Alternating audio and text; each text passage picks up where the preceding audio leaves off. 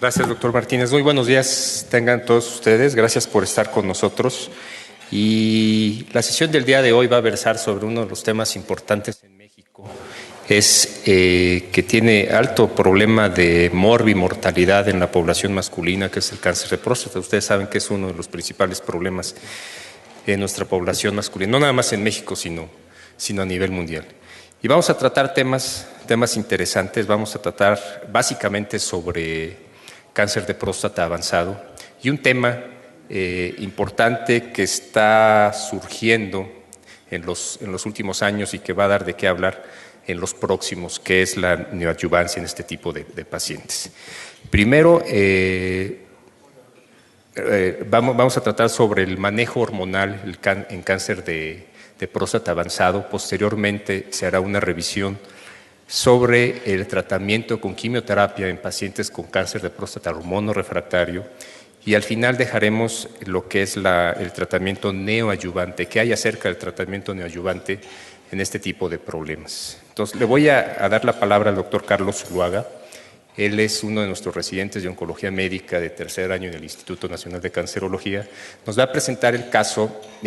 La dinámica va a hacer algunas preguntas también. Todos los ponentes ya tienen ahí ustedes su aparatito para votar. Y sobre las preguntas y sobre el caso clínico va a ir presentando también una revisión del tema, cómo se fundamentan algunos de los tratamientos que se dan en la actualidad en este tipo de problemas. Entonces, doctor, adelante. Muy buenos días. Pues sí, hablar del cáncer de próstata, pues hay que hablar del tratamiento de hormonoterapia. Pues la mayoría de los pacientes con cáncer de próstata inicialmente se manejan con hormonoterapia. La mayoría de los cánceres de próstata son hormonosensibles. Sin embargo, vamos a revisar y con algunos artículos que traigo a mención, vamos a comentar cómo se lleva a cabo este tratamiento, cuáles son los puntos que actualmente se han estado discutiendo, cuáles son las nuevas estándares de tratamiento y en qué pacientes hay que ofrecer la hormonoterapia de primera línea, qué tipo de primera línea se debe utilizar, en qué pacientes se debe utilizar la segunda línea de hormonoterapia y hasta dónde parar, ¿no? Bueno, pues vamos a empezar el caso. Nuestro caso que vamos a traer a mención se trata de un paciente masculino de 53 años de edad. Él se dedica es educador, es profesor de educación física en una escuela. El paciente llegó a la consulta referido porque él se había hecho un antígeno prostático específico que se había elevado. Entonces, el paciente estaba sintomático, tenía un nivel de actividad, un Karnofsky del 100%, y se había hecho un examen en el cual se había detectado el antígeno en 26. Al paciente se le hizo un tacto rectal, se le detecta un nódulo de 5 milímetros, clínicamente compatible con un T2A, y se le hace una biopsia en la cual se reporta un adenocarcinoma de próstata Gleason 7.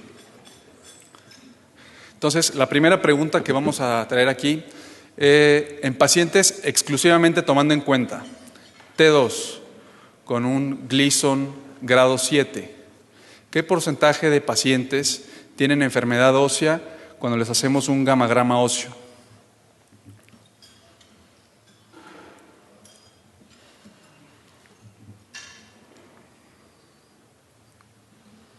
¿5 a 7%, 10 a 15%, 20 a 40%, el 50% o el 75%?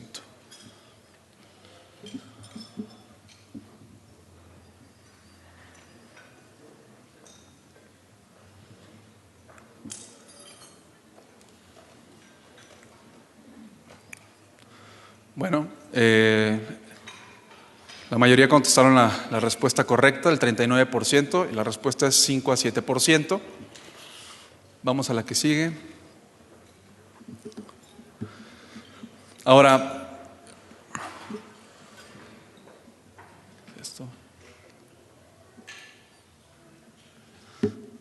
En pacientes asintomáticos con un antígeno prostático específico de 26, solamente tomando en cuenta el antígeno prostático específico, ¿qué porcentaje de pacientes tiene enfermedad ósea en el gamagrama óseo? Menos del 5%, 15 al 20%, 30 al 40%, del 40 al 60% o el 75%.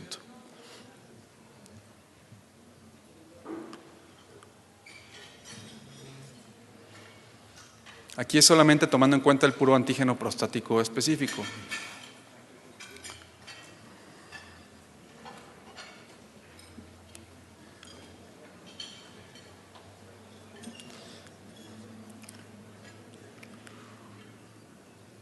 Bueno, la respuesta correcta es 15 al 20%, solo el 22% contestaron. Y ahorita vamos a revisar esto. Bueno, en este estudio del 2004 se analizó estos datos, ¿no? En pacientes con gamagrama, se le hicieron gamagrama positivo a varios pacientes con cáncer de próstata y vieron que aquellos que tenían T1, T2, solamente el 6% tenían enfermedad ósea. No así los que tenían T3, T4, hasta el 50% tenían enfermedad ósea por gamagrama.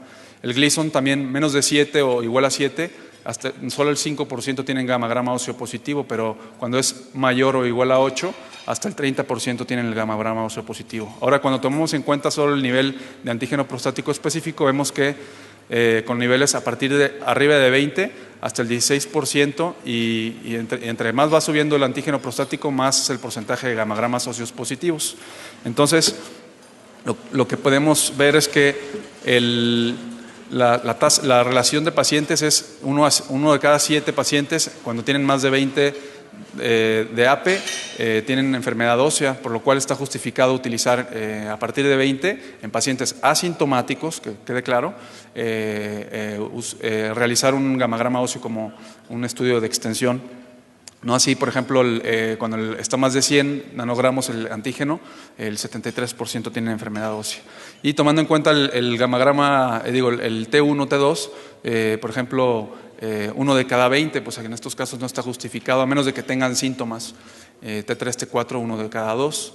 Gleason menos de 7, igual 1 de cada 20. Y Gleason de 8 o más, 1 de cada 3. Entonces, este paciente se le hizo un gamagrama óseo positivo, tenía 26 nanogramos por mililitro de antígeno y resultó con enfermedad ósea en esternón, en hombro, en tercio proximal de tibia derecha y en arcos costales izquierdos primero, cuarto y sexto. El resto de los estudios, tomografía, no hubo evidencia de enfermedad en otros sitios.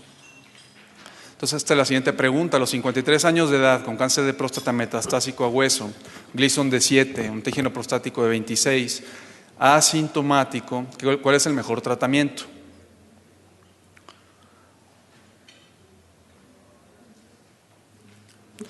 Entonces, esperar a que haga síntomas, o sea, observar al paciente, monodroga con un antiandrógeno, bicalutamida, por ejemplo, un tratamiento combinado con antiandrógeno más análogo de LHRH, uso de bisfosfonatos o iniciar el tratamiento con quimioterapia a base de docetaxel prednisona.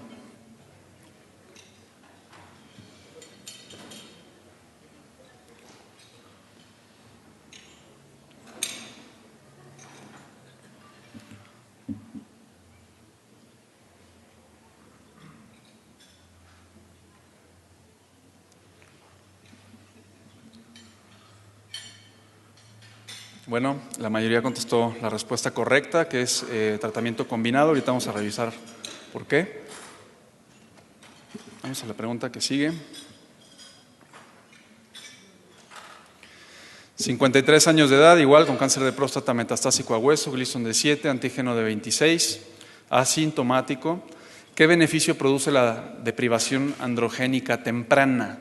Temprana, llámese al tratamiento luego que le hicimos el diagnóstico y no esperarnos hasta que haga síntomas. Mejora la supervivencia global, mejora la supervivencia específica de cáncer de próstata, retrasa los síntomas y disminuye complicaciones serias, mejora la supervivencia libre de progresión, o la respuesta 1 y 2 son correctas.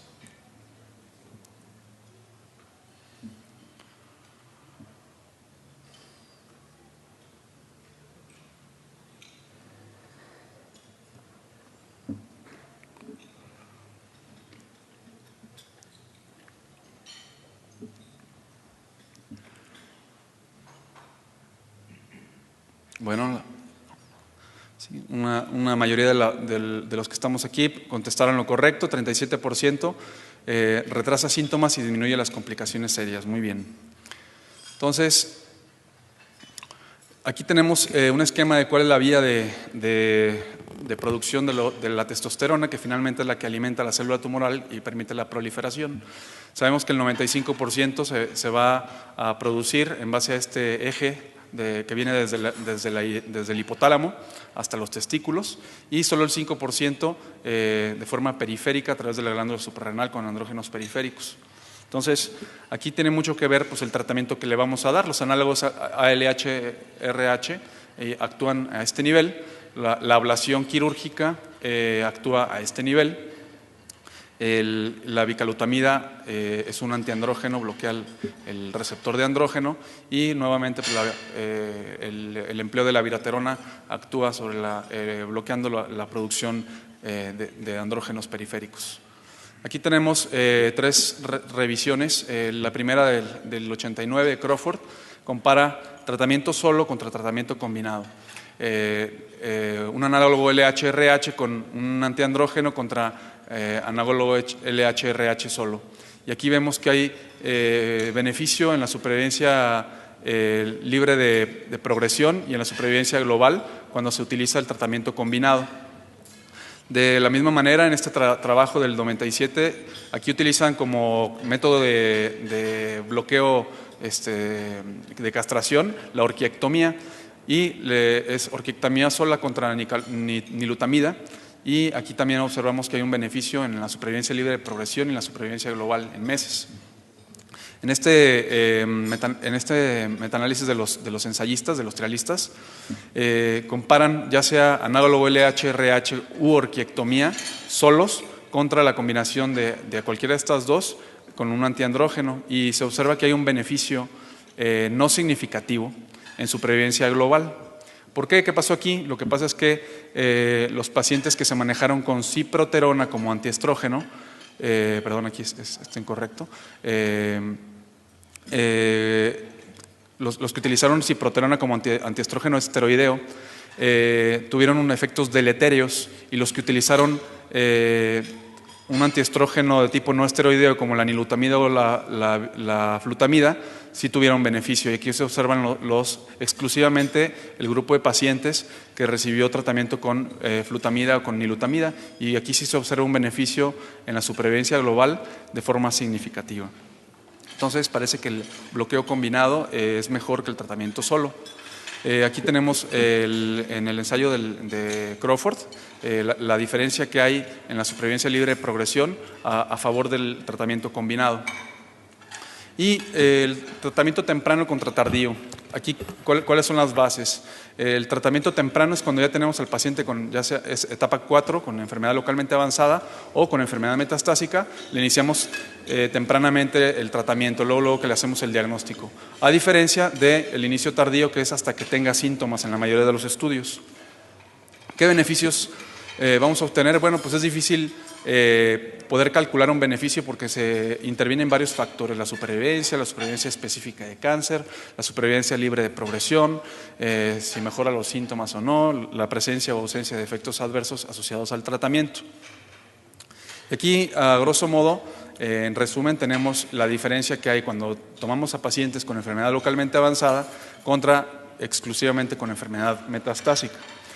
Como vemos, el beneficio es claro en enfermedad localmente avanzada para la supervivencia global, supervivencia específica, supervivencia libre de progresión, retraso de síntomas, complicaciones graves, y pues los efectos secundarios nunca los vamos a evitar. Con un tratamiento antiandrogénico nunca vamos a evitar los efectos secundarios.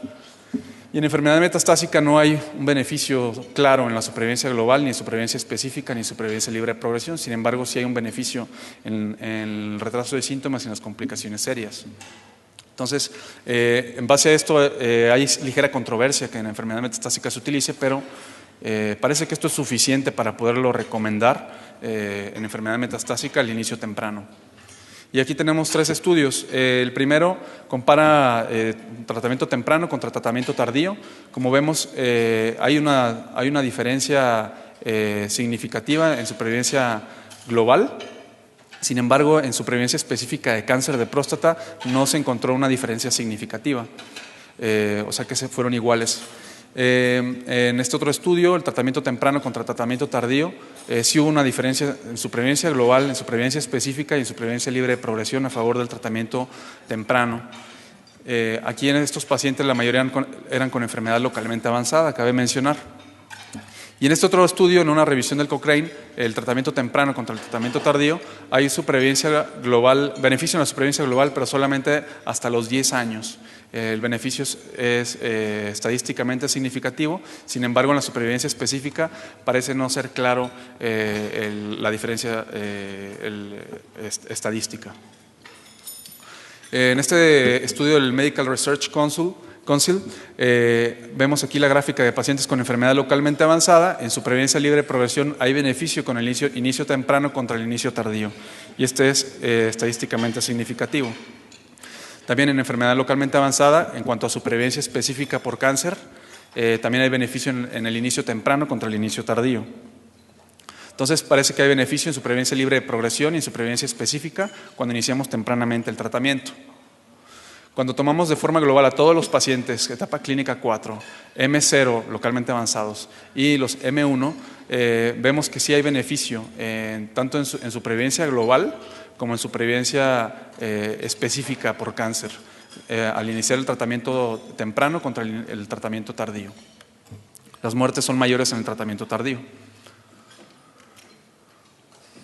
Y cuando tomamos exclusivamente a los pacientes con enfermedad metastásica en este trabajo, encontramos que no hubo diferencia en supervivencia global, ni en supervivencia específica de cáncer, ni en supervivencia libre de progresión. Sin embargo, se observó que los pacientes tenían un significativo retraso en los síntomas y disminución de complicaciones graves.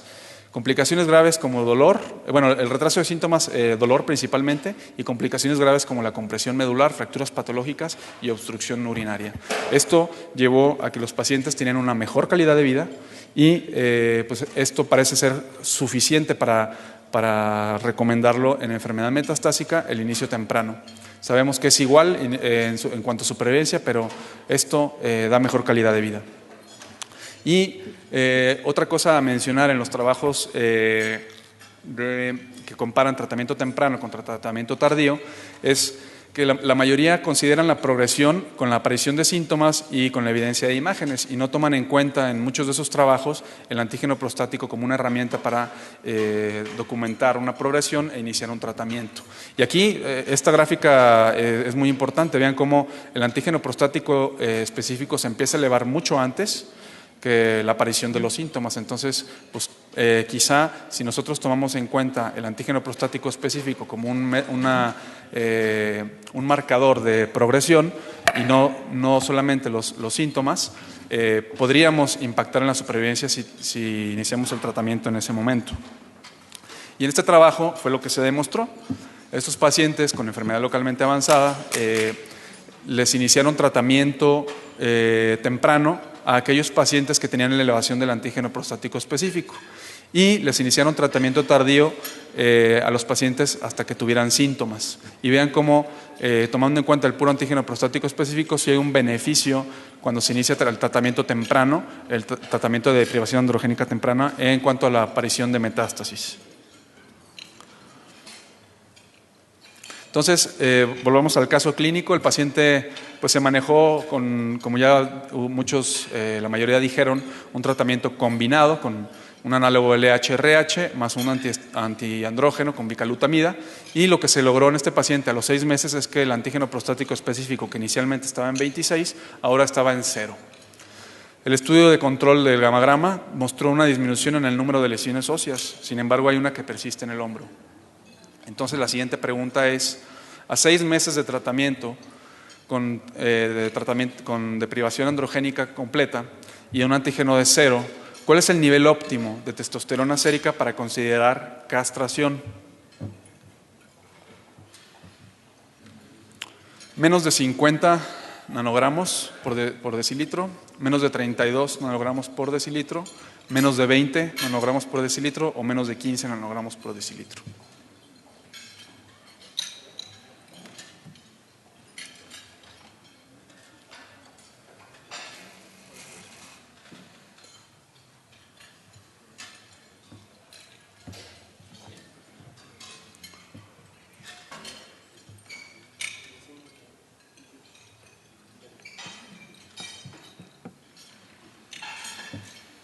Bueno, la mayoría contestaron menos de 20, que es la respuesta correcta. Ahorita vamos a comentar por qué. La siguiente pregunta. A 6 meses de tratamiento con deprivación androgénica completa, antígeno negativo, disminución de lesiones óseas, el paciente manifiesta bochornos, disminución de la libido y pérdida de peso de 3 kilogramos en estos 6 meses. ¿Qué se debe de hacer en este caso? O suspendemos la bicalutamida o iniciamos tratamiento con tamoxifeno aparte, o le proponemos una terapia intermitente, o le iniciamos medroxiprogesterona o continuamos con el mismo manejo.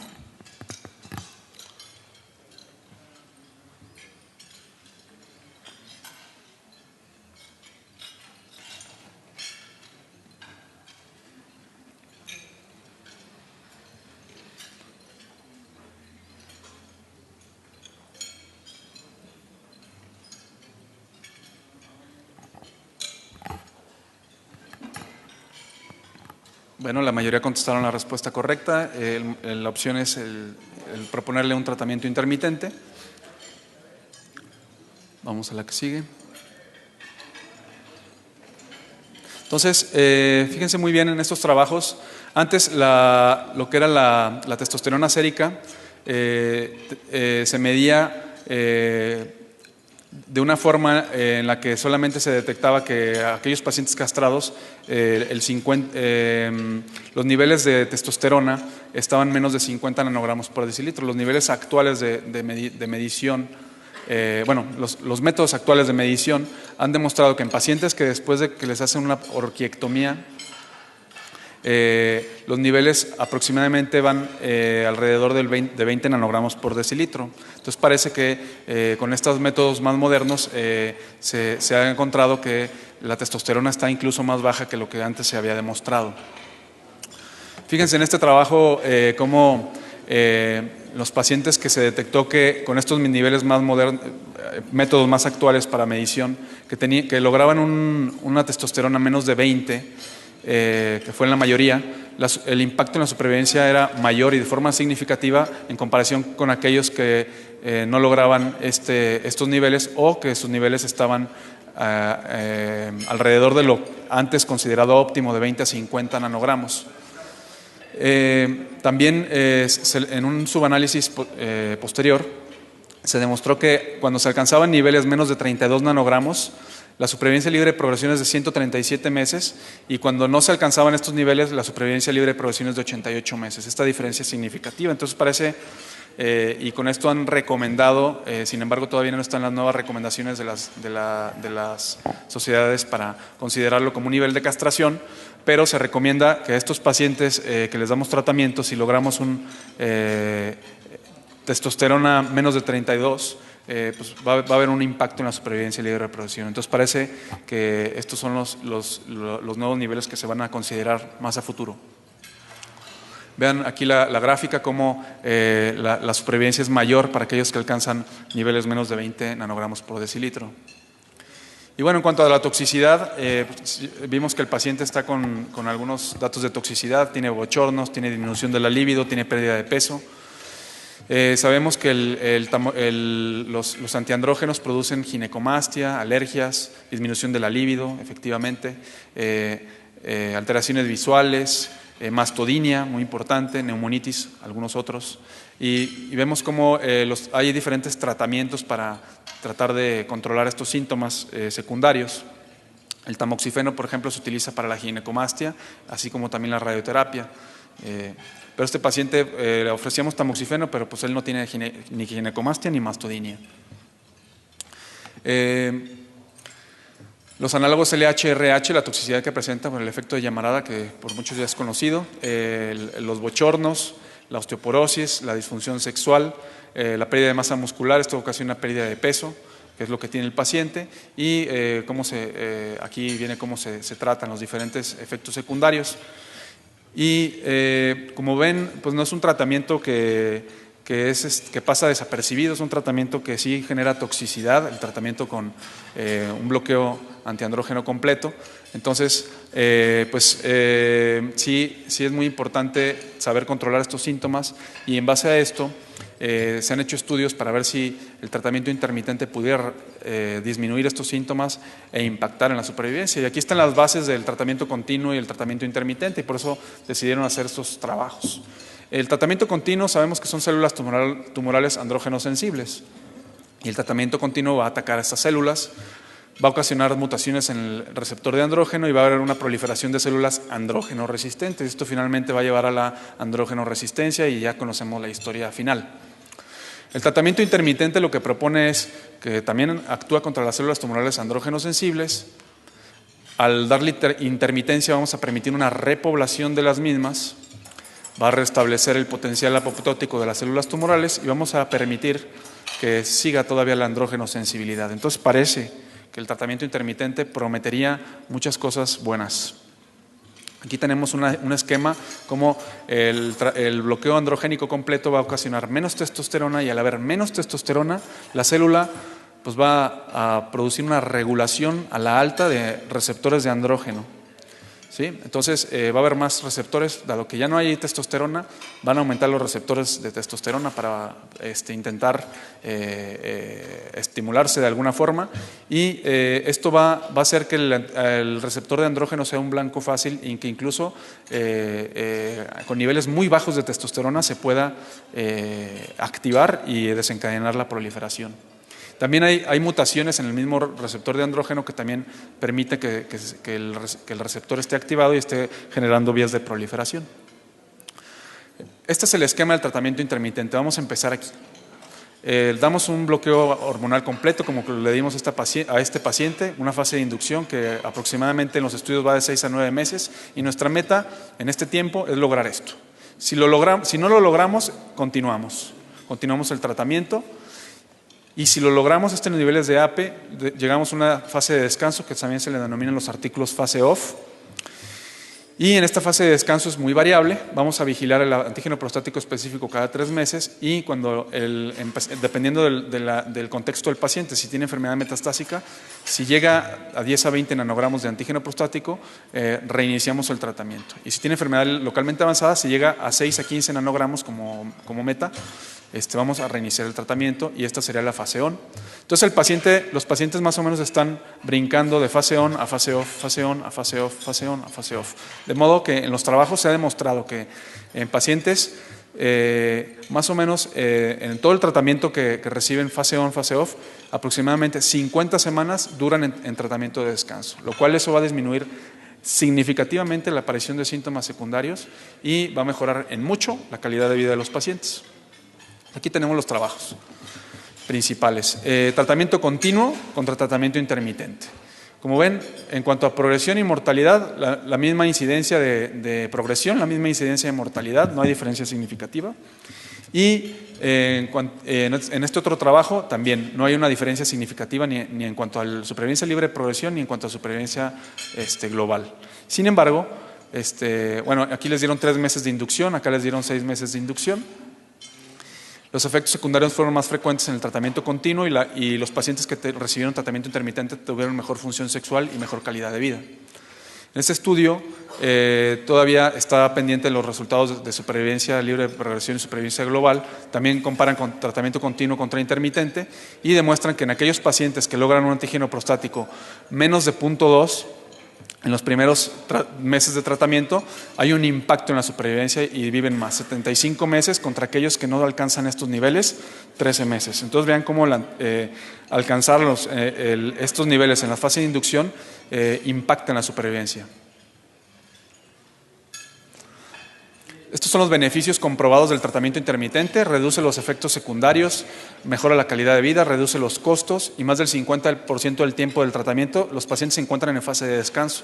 Aún no se ha podido comprobar lo que ya habíamos teóricamente dicho, si retrasa o no la andrógeno resistencia.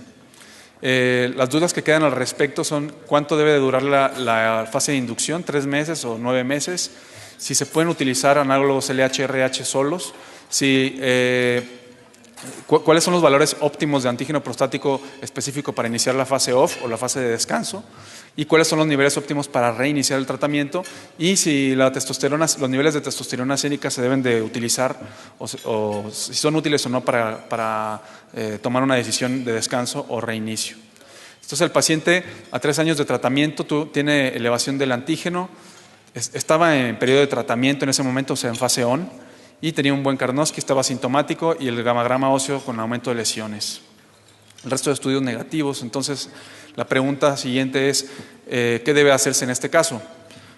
Le iniciamos tratamiento con quimioterapia, le iniciamos abiraterona, iniciar segunda línea de bloqueo androgénico, continuar mismo manejo o iniciar ácido zoledrónico.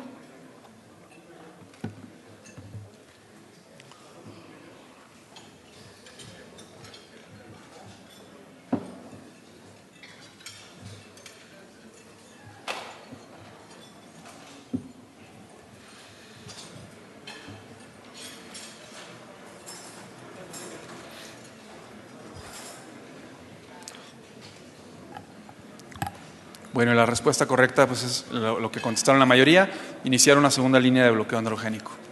¿La que sigue? Entonces, hormonorefractariedad es aquellos pacientes que fallan a tratamiento endocrino, debe de evidenciarse clínicamente por evidencia clínica de progresión, por imagen o por elevación del AP, por lo menos en 2 determinaciones y muy importante debe tener adecuados niveles de castración, idealmente testosterona menos de 20. El 80% de los pacientes son hormonosensibles, le vamos a dar una primera línea de tratamiento con hormonoterapia, 40% de ellos van a escapar de 12 a 18 meses de este tratamiento y la mediana de supervivencia libre de progresión de estos pacientes es de 9 meses. El tratamiento, ya que escapan, no está bien definido si iniciarles un segundo antiandrógeno o un ketoconazol, por ejemplo. Y a los pacientes con enfermedad sintomática visceral o con elevaciones muy importantes del antígeno prostático específico con Gleason o Gleason muy alto, idealmente se pudieran manejar con quimioterapia temprana. Entonces, en cuanto a la segunda línea, tenemos los antiandrógenos. Si retiramos, al paciente le estábamos dando bloqueo androgénico completo, le retiramos por ejemplo, el antiandrógeno, el puro retirarle puede reducir hasta en un 30% el antígeno prostático específico. Lo que se hace posteriormente, bueno, se continúa con el análogo LHRH y se cambia el antiandrógeno. Si le dábamos bicalutamida, le podemos cambiar estos dos. Aquí están las respuestas globales en cada uno de ellos. Y si le estábamos dando flutamida, aquí están las respuestas globales de cada uno de ellos cuando les cambiamos el antiandrógeno. Otras opciones son el dietilvestrol, cuyos efectos secundarios son tromboembólicos, cardiovasculares principalmente. Las respuestas globales van del 20 al 60%. Y el ketoconazol, 200 miligramos 3 veces al día por vía oral con un esteroide, con respuestas globales hasta el 55%, que es de las medidas también más aceptadas como segunda línea. ¿Qué tenemos de la abiraterona? Pues la abiraterona es un excelente medicamento que va a inhibir la biosíntesis de andrógenos extragonadales y la proliferación tumoral, porque sabemos que en pacientes hormonorefractarios todavía existe una señalización a través de estas vías. Entonces, la abiraterona lo que produce es bloquear esto y en estudios fase 2 y fase 3, pero en pacientes que ya les habían dado quimioterapia en fase 3 e incluso en aquellos que no les habían dado quimioterapia, ha demostrado beneficio en fase 2 solamente. Aquí están los beneficios en supervivencia global, en supervivencia libre de progresión, a favor de la abiraterona como un tratamiento, pero en estos pacientes, este es el trabajo reciente de abiraterona en pacientes que ya les habían dado docetaxel con prednisona, entonces eran pacientes hormonorefractarios, ya les habían dado quimioterapia y les dieron abiraterona a estos pacientes y hubo beneficio. Entonces la abiraterona todavía no está demostrado su uso como una segunda línea de hormonoterapia, todavía los trabajos no llegan a ese entonces, quizá en un futuro lo vaya a demostrar la abiraterona, pero eso no lo sabemos, todavía está en estudio eso. Entonces la abiraterona no está justificada en este caso y en este caso el paciente recibió, se le suspendió el bloqueo androgénico completo, se le dio un descanso de 3 meses y se le reinició la bicalutamida. Este fue lo que se le hizo a este paciente. Sin embargo, a las 2 semanas que se le reinició la bicalutamida tuvo un gamagrama óseo con aumento de lesiones óseas y fue a otro hospital donde lo operaron por un dolor abdominal en hipocondrio derecho. Le encontraron actividad tumoral en hígado que se reportó positiva. Se envió posteriormente en base a esto a iniciar quimioterapia. Y el paciente tuvo una complicación, una hematuria macroscópica y fallece de choque hipovolémico. Muchas gracias.